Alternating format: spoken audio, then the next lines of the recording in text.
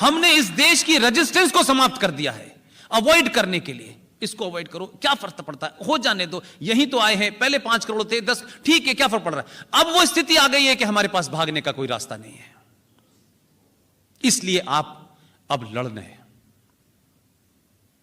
लिहाजा अगर सिंध के राजा दाहिर सेन का इतिहास आपने पढ़ा होता, 10 लाइनों का इतिहास है, उससे ज्यादा जानने की जरूरत नहीं थी। तो आपको सिंध चला गया, वो तो आपका एक अलग हिस्सा है कि जमीन के टुकड़े पे किसी ने कब्जा कर लिया हो, लेकिन राजा दाहिर सेन का इतिहास अगर आपको पता होता तो इस देश में 35 करोड़ मुसलमान जो सुबह से लेकर शाम तक आपको काफिर कह के मार रहे हैं, इस देश में गजवा हिंद लाना चाहते हैं, इस देश में बहुत सारी चीजों की तब्दीली लाना चाहते हैं, उनसे डिबेट करिए, उनके गलेवान में झांक के कहिए कि जो तुम्हारा प्रॉफिट है, जो मोहम्मद साहब हैं, जरा सच बताओ, प्रॉफिट मोहम्मद साहब के दामाद का कत्ल किसने किया, मस्जिद में किया, जिस आदमी ने मारा वो अली के बराबर में लेटा हुआ था। अली फजर की सुबह की नमाज पढ़ने गए और उन्होंने उस आदमी से पूछा कि भाई तुम काफी देर से लेटे हुए हो, तुम्हारी तबीयत ठीक है? उसने कहा कि मैं आज एक बहुत बड़ा गुनाह करने जा रहा हूं, इसलिए मैं अल्लाह से माफी मांग रहा हूं। और जब वो खुद सजदे में झुके, उठा और उसने तलवार से उनकी गर्दन काट दी। उनकी पत्नी यानी मोहम्मद साहब की बेटी बीवी फातिमा को उनके घर में आग लगाती, जलते हुए दरवाजे से उनकी हत्या कर दी गई। करबला के मैदान में उनके नवासों को मारा गया। लेकिन इससे आगे की सच्चाई आपके लिए महत्वपूर्ण है। राजा दाहिर सेन जो हमारा राजा था, जिसका डीएनए हमारे अंदर हो सकता है, एक मीर कासिम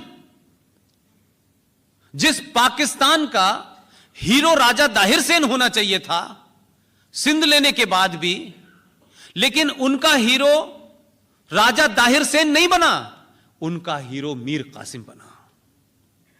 वो मीर कासिम जिसने मोहम्मद साहब के परिवार में बचे हुए लोगों को, जिनको राजा दाहिर सेन ने अपने राज्य में, अपने किले के अंदर पनाह दी थी कि इनको कुछ नहीं होगा चाहे मेरी जान चली जाए, मीर कासिम से लड़े, उनकी बेटी बेटे सबको मारा और राजा दाहिर सेन को मारा, उसके बाद उनके नवासों को मारा। वो मीर कासिम पाकिस्तान का हीरो है, वो सिंध का राजा हीरो नहीं है। तो जिन लोगों को इस बात की शर्म है कि वो लोग हमें काफिर समझ रहे हैं, हम 5000 साल पुरानी उस सभ्यता के वाहक लोग हैं कि हमने उस वक्त कोई इलेक्शन नहीं था, कोई सेकुलरिज्म का एजेंडा नहीं था, तब भी हमने मोहम्मद साहब के खानदान को हमारे राजा ने अपनी जान देके बचाया।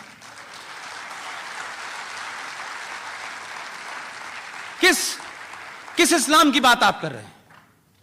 कहां की बात आप कर रहे हैं? किस गलतफहमी के शिकार हैं आप? आप इतिहास को नहीं पढ़ना चाहते, आपको गलत पढ़ाया गया और आपको लगने लगा कि यार उनसे पूछो कि तुम्हें शर्म है कि तुम उनको हीरो मान रहे हो जिन्होंने मोहम्मद साहब के खानदान को मारा है। और यह इतिहास कोई 5 जन्म में नहीं छपा, यह इतिहास सारा मौजूद है, पूरी दुनिया जानती है।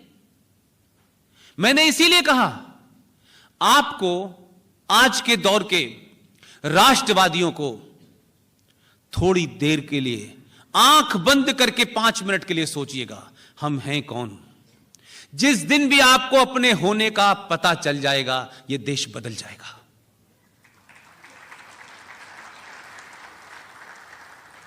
लिहाजा आपको कोई बहुत बड़ा कुछ नहीं करना है।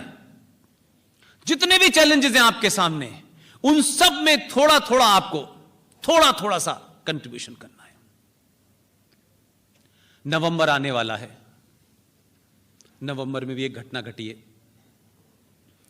हमने तमाम सारी चीजों में बिना सोचे समझे, मैंने यही कहा कि हमारी बदकिस्मती यह है कि दुनिया के जितने भी देशों में आजादी की लड़ाई लड़ी गई, उन लोगों ने बेहतरीन काम यह किया कि जब आजाद हुए तो उन्होंने शुरू के जो 10 साल थे वो राष्ट्र निर्माण में लगाए। देश कैसे चलेगा। हमारी दिक्कत यह हुई कि हम आजाद तो हुए 1947 में तथाकथित तौर पर, लेकिन 46 में ही वो प्रधानमंत्री बन गए और पहले दिन से वोट बैंक की राजनीति के चलते हमने राष्ट्र निर्माण का काम ही नहीं किया।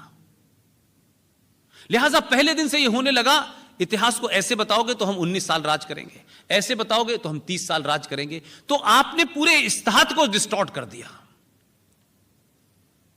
इसलिए 14 नवंबर को चिल्ड्रंस डे होता है और पैदा नेहरू जी होते हैं उस दिन। तो क्या कोरिलेशन है इसका? क्योंकि हमें जीवित रखना है कुछ लोगों को। ठीक है, उनकी बर्थडे मनाइए, प्रधानमंत्री थे, उसको आप इतिहास से नहीं बदल सकते। 14 नवंबर को आप उनका जन्मदिन मनाइए। लेकिन क्या मैं ये पूछ सकता हूं कि अगर इस देश में चिल्ड्रंस डे मनाना है तो क्या उसकी डेट हो सकती है कि हम जिन बच्चे चिल्ड्रंस डे मनाएं तो जिसके नाम पे बनाएं उसका नाम सुन के उन बच्चों की छाती चौड़ी हो जाए?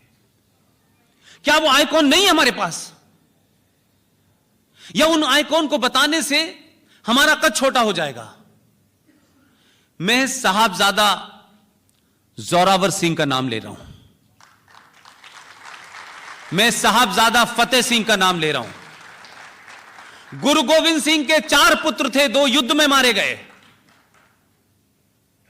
जोरावर सिंह की उम्र 9 साल थी। वजीर खान ने डिक्टेट टर्म किया, मुगलों की हुकूमत थी। 1705 की घटना है यह, इस्लाम कबूल कर लो। साहबजादा जोरावर 9 साल की उम्र, साहबजादा फतेह सिंह 12 साल की हुकूमत। 26 दिसंबर को दोनों को ईंटों में चुनवा दिया गया और उनकी लाशों को दफनाने के लिए जगह नहीं दी गई। क्या हम 26 दिसंबर को चिल्ड्रंस डे नहीं मनाना चाहिए? क्या इस देश के बच्चों को नहीं पता होना चाहिए कि जो लोग आज कश्मीर के कुछ नेता और इस देश में 99% मुसलमान जो कन्वर्टेड है, जिन्होंने तलवार के जोर पे शलवार पहन ली थी, जिन्होंने 2 रुपए किलो चावल के चक्कर में धर्म बदल लिया था, वो जरा साहबजादा जोरावर सिंह से पूछे कि 9 साल के बच्चे ने कहा कि मैं धर्म नहीं बदलूंगा किसी कीमत में, तुम मुझे चाहे ईंटों में चुनवा दो। दोनों सगे भाई चुन दिए गए और उनकी माता गुर्जरी, जब उनको इस घटना का पता चला तो सदमे में मौत हो गई। लेकिन क्या सब कुछ 1947 के बाद से तय होगा? भारत 1947 से पहले भी था। 5000 साल सिर्फ रिटन है, कई हजारों साल से है, जब से यह सृष्टि है। हमारे 3 नाम हैं, जो दिल चाहे कर लो। कभी कभी लगता है कि जैसे चौराहे पर रेड लाइट लगी हो और उसके तीनों तार मेन लाइन से मिला दीजिए, तीनों ऑन है। कोई इंडिया कह रहा है, कोई हिंदुस्तान कह रहा है, कोई भारत कह रहा है। आप तय नहीं कर पा रहे हम क्या हैं। हम भारत क्यों नहीं कहते इसको? लाल बहादुर शास्त्री का जन्मदिन है, उनका भी है। वो सरकार का काम है, सरकार जो करती है वो करे। मेरे मन में जो हीरो है वो हीरो है, जो नहीं है वो नहीं है। किसी को बुरा लगता हो तो लगे। और दुनिया का कोई कानून मुझे अपना हीरो चुनने में मेरे लिए बाधा नहीं बन सकता कि ये कानून है, इसको हीरो मानूं। मैं नहीं मानता।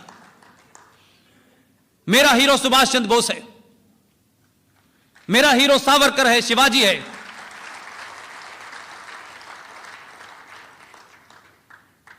मुझे अगर इसी पे तय करना है तो मैं किसी महान को हीरो मानूंगा। मैं बौनों को क्यों हीरो मानूं भाई? क्योंकि वो नहीं है, वो जवाब नहीं दे सकते। हजारों सवाल हैं उनसे भी मेरे, बहुत हैं।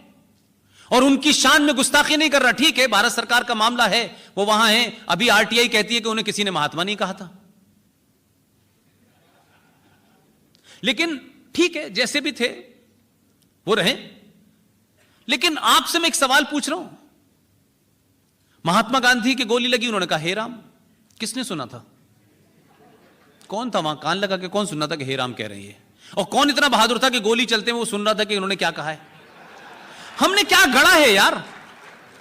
सच बात तो बोलो, सच तो कहो यार। हम तो किसी पदवत पे नहीं है, हमारी कौन सी सत्ता जा रही है?